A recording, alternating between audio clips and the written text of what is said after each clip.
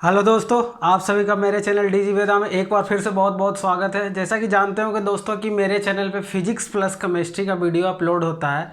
तो कल मैंने केमिस्ट्री का वीडियो अपलोड किया था, उसके बाद बहुत से बच्चे ऑफलाइन में भी और ऑनलाइन में मेरे से बोल रहे थे कि सर फोर्स का कंपोनेंट ब्रेक करना सिखाइए, क्योंकि अभी तक मेरे चैनल पे फिजिक्स का वीडियो स्टार्ट नहीं हुआ है, लेकिन ऑफलाइन में भी और ऑनलाइन में भी बहुत सारे बच्चे मेरे को बता रहे हैं कि फोर्स का कंपोनेंट कैसे ब्रेक किया जाता है। तो चलिए उसको मैं आज हम लोग सीखते हैं कि फोर्स का हम लोग कैसे कंपोनेंट ब्रेक करते हैं। क्योंकि जब भी आप न्यूमेरिकल बनाना स्टार्ट कीजिएगा 11th का, उसमें फोर्स का कंपोनेंट ब्रेक करना या कोई भी वेक्टर क्वांटिटी जो हो उसका कंपोनेंट ब्रेक करना आपको आना बहुत ज़रूरी है। तो एज मैं फोर्स को लेके आप लोग को समझाता हूँ कि फोर्स का कंपोनेंट ब्रेक कैसे करते हैं। दोस्तों सबसे पहले जानेंगे कि कंपोनेंट ब्रेक करना क्यों ज़रूरी है। जैसे देखिए, कई बार क्या होता है कि कहीं पे फोर्स जो है वो सीधा ना लग के तिरछा लगता है, या तो वो हॉरिजेंटल के साथ हो सकता है एंगल बना रहा हो, या फिर वो वर्टिकल के साथ हो रहा है कि एंगल बना रहा हो। जैसे ये एक फोर्स है, ये वर्टिकल के साथ एंगल बना रहा हो। तो इस केस में क्या होता है कि आपको रिजल्टेंट निकालना होता है। तो उसमें हम लोग क्या करते हैं, फोर्स का कंपोनेंट निकालते हैं दोस्तों।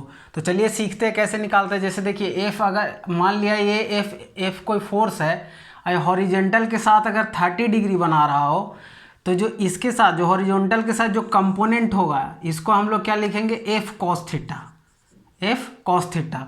और वर्टिकल के साथ जो इस फोर्स का कंपोनेंट होगा, इसी फोर्स का कंपोनेंट वर्टिकल डायरेक्शन में यानी कि वाई डायरेक्शन में, ये है कौन सा डायरेक्शन में दोस्तों, एक्स डायरेक्शन में, तो इसको हम लोग क्या लिखेंगे, एफ साइन थीटा। तो ये याद रखिएगा, जो हॉरिजॉन्टल के साथ जो कंपोनेंट होता है उसको हम लोग एफ कॉस थीटा लिखते हैं, जो वर्टिकल के साथ होता है वो एफ साइन थीटा होता है। अब कुछ लोग बोलेंगे कि हम ये एंगल क्यों लिए, ये एंगल क्यों नहीं लेंगे, बात बिल्कुल सही है। तो चलिए इस एंगल को लेकर समझ लेते हैं। मान लिया अगर ये 90 डिग्री है, 90 डिग्री में ही कंपोनेंट ब्रेक यहाँ पे हम लोग मान के कर रहे हैं। 90 डिग्री है, ये पूरा परपेंडिकुलर होता है। तो ये अगर 90 डिग्री है, ये अगर 30 डिग्री हुआ तो ये कितना हो जाएगा दोस्तों, 90 माइनस 30, यानी कि सीधा सीधा इसको आप लोग बोल लीजिए कितना हो जाएगा, 60 डिग्री। तो आप लोग सब जानते होंगे कि अगर अगर इस ये इस वाले एंगल के लेके करते हैं तब देखिए क्या होता है, उसको अच्छे से समझिए, तब कभी कंफ्यूजन नहीं होगा कि उसको हम लोग कैसे कर सकते हैं। अब हम ऊपर वाला एंगल लेके हुए कंपोनेंट को ब्रेक करने जा रहे हैं। जैसे ये टोटल एंगल कितना था, ये कितना हो जाएगा, ये 90, ये थीटा था। चलिए इन जनरल में बात करते हैं, जनरल थीटा ले लेते हैं तो कभी कन्फ्यूजन नहीं होगा। तो ये कितना था, 90 माइनस थीटा हो जाएगा दोस्तों। ये ऊपर वाला जो एंगल होगा 90 माइनस थीटा हो जाएगा। तो अभी मैंने क्या बताया कि जिसके साथ एंगल बनता है, मान लिया हम ये वाला लेना चाहते हैं, तो ये क्या हो जाएगा, ये एफ लग रहा था तो एफ कॉस 90 माइनस थीटा ये हो जाएगा। क्योंकि अभी मैंने बताया था कि जिसके साथ एंगल बनता है वो कॉस थीटा होता है। तो अभी तो हम ये वाला मान के कर रहे हैं, ये वाला मान के नहीं कर रहे हैं।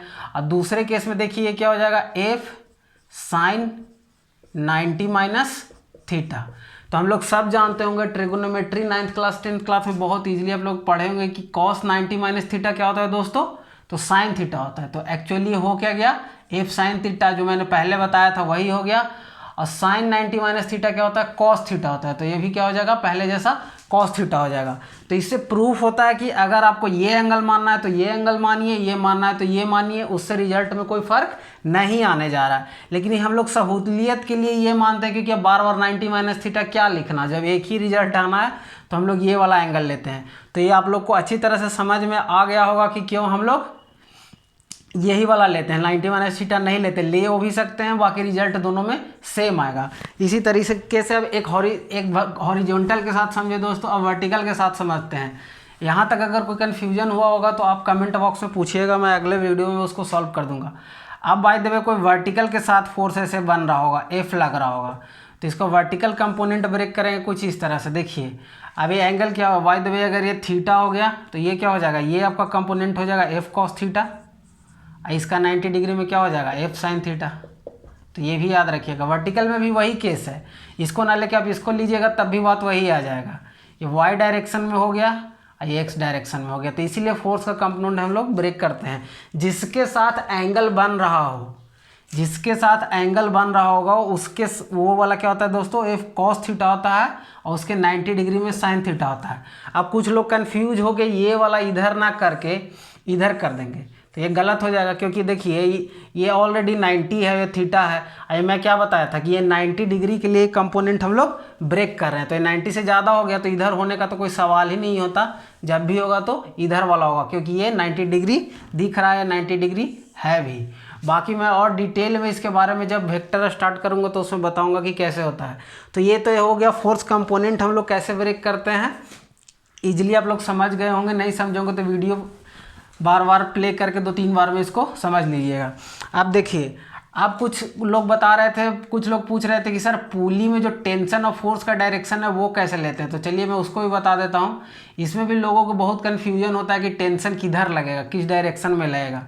तो चलिए मैं बताता हूँ। मान लिया एक पुली है, मासलेस है पुली को हम लोग ज़्यादातर फ्रिक्शनलेस और मासलेस मानते हैं, मतलब इसका मास हम लोग कंसीडर नहीं करते हैं, ना फ्रिक्शन कंसीडर करते हैं ना मास कंसीडर करते हैं जब हम लोग न्यूमेरिकल बनाते हैं। इससे m1 मास इधर लटका हुआ है दोस्तों, m2 मास इधर लटका हुआ है। ठीक, अब यहाँ पे दिया हुआ है m2 is greater than m1, यानी कि m1 ज़्यादा है, तभी तो ये इधर लटका हुआ है। अब इसमें बात आती है कि टेंशन को हम लोग कैसे दिखाएं, तो एकदम स्टार मार करके आप लोग लिख लीजिए। कोई भी बॉडी से जो स्ट्रिंग जहाँ पे लटका रहेगा वो अवे होता है, away from body, away from body.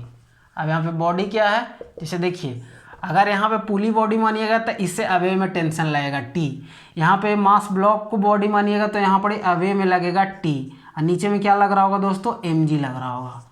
इसी तरह से m2g, और यहाँ पे क्या लग रहा होगा दोस्तों, m1g। इस तरह से यहाँ पे भी इसको क्या मान रहे होंगे, बॉडी, तो बॉडी से अवे लगेगा तो T ऊपर लगेगा। ये पुली बॉडी हो गया, ये भी बॉडी है, एक बॉडी है, तो यहाँ से भी अवे लगेगा तो T लगेगा। अब आप लोग बोलिएगा कि इधर भी टेंशन सेम, इधर भी टेंशन सेम, इसलिए कि जब तक दिया ना रहे न्यूमेरिकल में कि स्ट्रिंग अलग है, ये मैं जो दिखा रहा हूँ दोनों तरफ ये एक ही स्ट्रिंग है, तो जब एक स्ट्रिंग होगा तो टेंशन सेम होता है। अगर न्यूमेरिकल में दिया रहे कि अलग स्ट्रिंग है तो टेंशन बदल जाता है, वो अलग कंडीशन है। मैं इन जनरल बता रहा हूँ कि जो टेंशन होता है हमेशा अवे फ्रॉम द बॉडी होता है, मास के ब्लॉक से भी अवे और पुली से ब्लॉक। अब इसका हम लोग FBD लिखे, मान लिया FBD लिखे, फ्री बॉडी डायग्राम, मतलब इसको सॉल्व करने के लिए तो हम लोग क्या लिखेंगे, यहाँ पे कौन सा फोर्स बड़ा है, यहाँ पे इधर एक्सेलरेशन हो रहा है, तो देखिए क्या हो जाएगा इसका, m2g माइनस टेंशन बराबर m2 into acceleration. Effect of all force बराबर mass into acceleration, Newton second law. उसी तरह से हम लोग इस ब्लॉक पे लिखेंगे, तो इसमें क्या है, ब्लॉक ऊपर जा रहा है यानी टेंशन ज़्यादा है, तो T माइनस m1g बराबर m1 इंटू a। अब इसको सॉल्व करके आप एक्सेलरेशन निकाल सकते हैं। कैसे एक्सेलरेशन निकलेगा, ऐसे भी देखिए टेंशन से टेंशन कैंसिल हो जाएगा, तो क्या हो जाएगा हमारा m2g माइनस m1g बराबर a into m1 plus m2, क्योंकि a तो कॉमन है, दोनों का सेम एक्सेलरेशन होगा। यहाँ से g कॉमन आ जाएगा तो g बराबर क्या होगा, m2 माइनस m1, और ये तो सेम ऊपर वाला है, a बराबर m2 m1 प्लस m2। अब इसको एक्सेलरेशन निकालना है तो एक्सेलरेशन बराबर हो जाएगा क्या, इधर ले आइए, तो g into m2 minus m1 divided by क्या हो जाएगा, m1 प्लस m2, तो यही आपका हो गया एक्सेलरेशन। तो इस तरीके से आप बहुत अच्छे से निकाल सकते हैं।